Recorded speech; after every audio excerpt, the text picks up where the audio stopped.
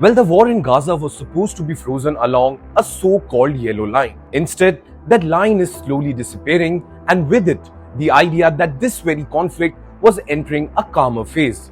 Well, it seems like what was seen as a ceasefire boundary is now turning into a launchpad for a renewed Israeli advance. One that could swallow most of the strip and drag its people into another, even deadlier round of fighting. We say so because recently Israeli Prime Minister Benjamin Netanyahu has talked about ordering the IDF to seize 70% of Gaza's territory, boasting that Israeli forces already control around 60% and are pushing forward. Also remember, Hamas is weaker at the top than at any point since this war began, with almost all its senior military chiefs killed in targeted Israeli strikes in Gaza City.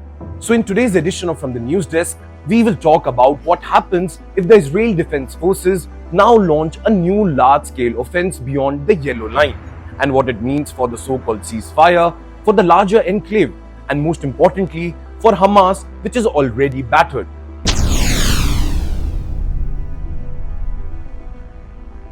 When Netanyahu stood up this week and said he had instructed the IDF to bring 70% of Gaza under Israeli control, it was not a vague threat. It was a clear operational order. He said Israel has moved from roughly 50% footprint set by the ceasefire terms to about 60% control on the ground and vowed to keep going on. Remember, the October 2025 US brokered ceasefire deal had required Israeli troops to pull back to a boundary known as the Yellow Line, leaving them in control of about 53% of the strip. But as of now, humanitarian groups say the line has always been dangerous and ambiguous, with Israeli units slowly advancing their positions and expanding the zone they hold. In fact, Hamas has also accused Israel of shifting the yellow line deeper into Gaza, calling this a violation of the truce and an attempt to impose new facts on the ground before any political settlement.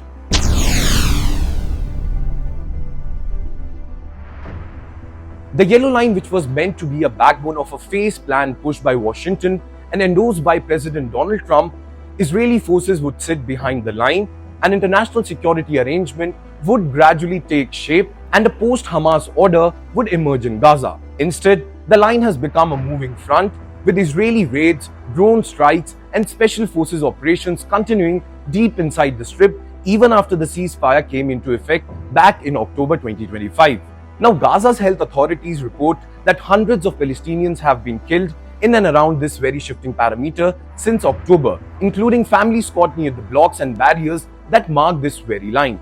For civilians, the yellow line is not a guarantee of safety, but a zone of constant risk, where a single misstep can bring gunfire or a missile strike. In fact, experts warn that pushing Israeli control to 70% of Gaza would tear up what remains of this very ceasefire architecture and harden fears that the yellow line was only a stepping stone to a de facto reoccupation. In fact, far-right ministers in Netanyahu's coalition government demand full military rule over Gaza. A new offensive could lock the territory into a long open-ended security regime with no clear political horizon.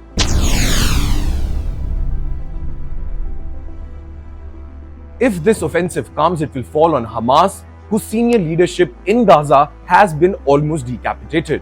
In fact, in the last 2 weeks alone, Israel says it has killed Mohammad Odeh, the new head of Hamas's armed wing in Gaza, in an airstrike on Gaza City, and that too just days after his predecessor Al-Haddad was assassinated in a similar strike.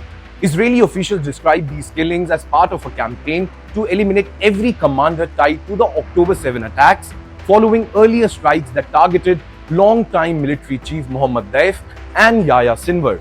Now, looking at this situation, analysts say this has left Hamas's chain of command frayed, with only mid-level officers and small units forced to improvise under heavy pressure.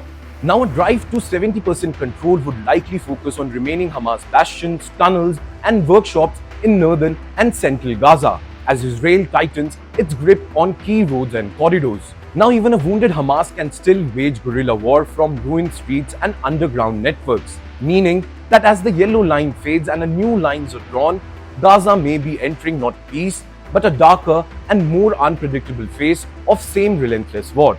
Well, that's a wrap on today's edition of From the News Desk. Thank you so much for watching, and I'm Yash Goyal signing off for Times Now Digital. Until next time, take care and keep watching this space for more such videos.